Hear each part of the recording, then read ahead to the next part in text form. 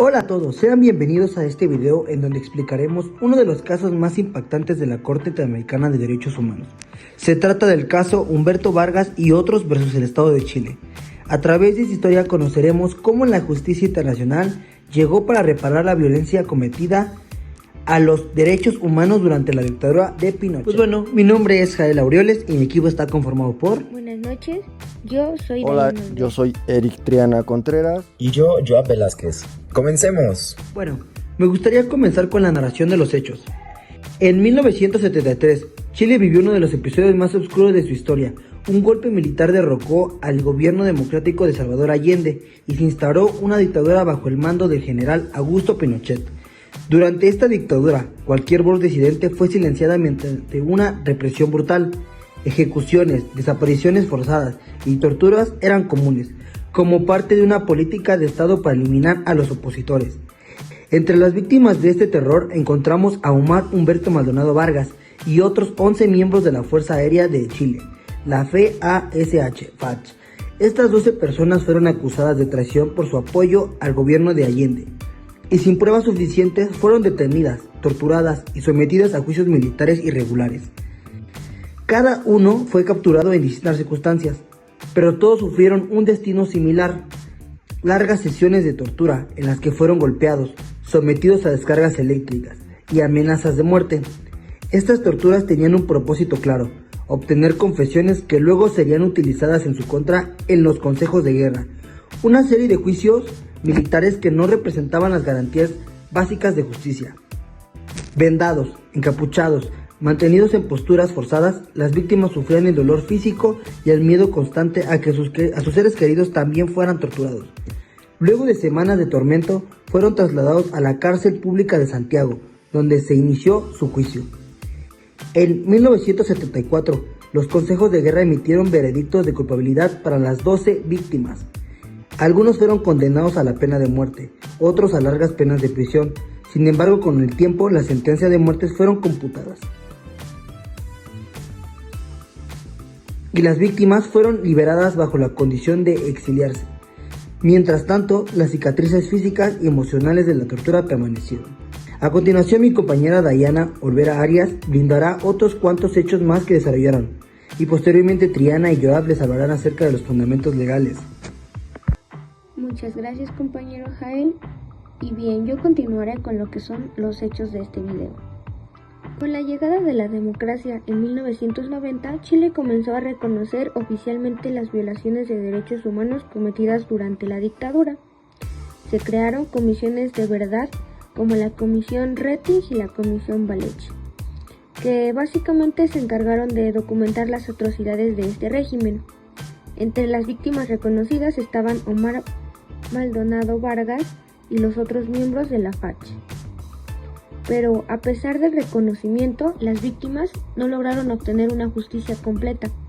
Las denuncias de tortura no fueron investigadas a fondo por los tribunales chilenos y las condiciones basadas en confesiones obtenidas bajo tortura nunca fueron revisadas e inspeccionadas de manera adecuada.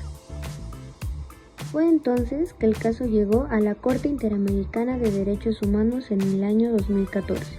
La Corte debía determinar si Chile había violado los derechos de las víctimas al no investigar los hechos de tortura y al no ofrecer un recurso judicial efectivo. En septiembre del 2015, la Corte emitió su veredicto.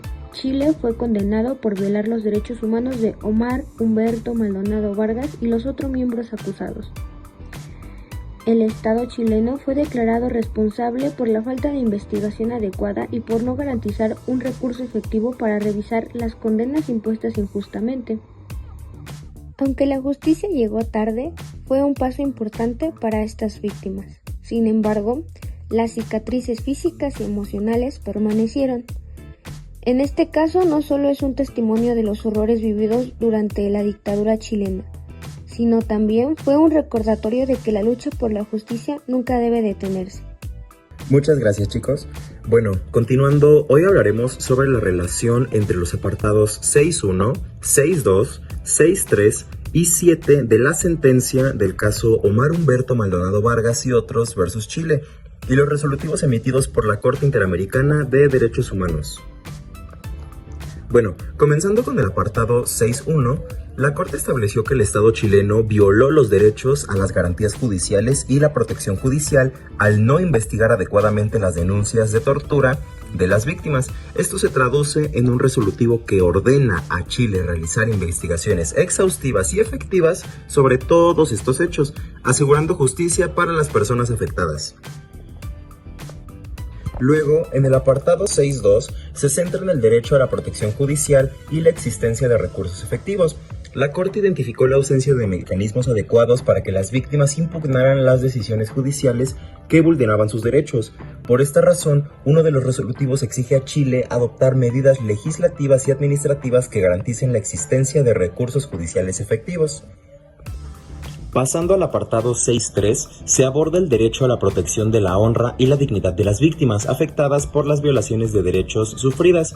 Esto dio lugar a resolutivos que ordenan al Estado implementar medidas de satisfacción, como disculpas públicas o reconocimiento del daño ocasionado, buscando reparar tanto el daño moral y hacer una restauración sobre su dignidad.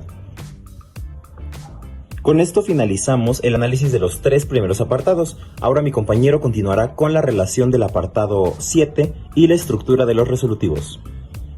Gracias, compañero. Ahora me enfocaré en su apartado 7 y los resolutivos derivados de este caso.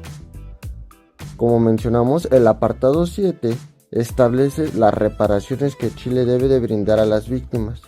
Entre estas medidas se encuentran indemnización por daños materiales e inmateriales, investigación para esclarecer los hechos de tortura, medidas de satisfacción como disculpas públicas y reconocimiento del daño, garantías de no repetición donde Chile debe comprometerse a prevenir situaciones similares en un futuro.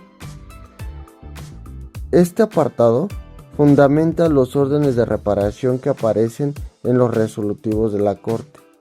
En términos generales, los resolutivos de la Corte Interamericana están estructurados de la siguiente manera. Declaración de responsabilidad, en la cual aquí se determina que el Estado es responsable por las violaciones de derechos humanos denunciados. Y la otra es las órdenes de reparación, que se divide en indemnización, investigación, medidas de satisfacción, garantía de no repetición. Ahora bien, explicaré cada una de estas. La indemnización es un pago económico hacia las víctimas. La investigación, en la cual la Corte exige que la investigación sea más profunda y que investigue todos los actos de violencia de manera más efectiva. Medidas de satisfacción. Esta es una acción simbólica, como una disculpa pública que reconozca la responsabilidad del Estado de todas las arbitrariedades que ha generado. Y la otra es la garantía de no repetición, el cual consiste en la implementación de cambios para evitar que estas situaciones vuelvan a ocurrir en un futuro. Por otra parte, está las costas y gastos. En este caso, la Corte decide quién asumirá los costos del proceso, en el cual pues es el Estado de Chile.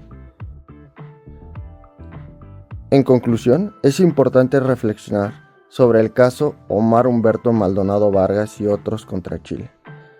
Es un recordatorio poderoso del deber moral y legal que tienen los estados para abordar su pasado con transparencia y responsabilidad.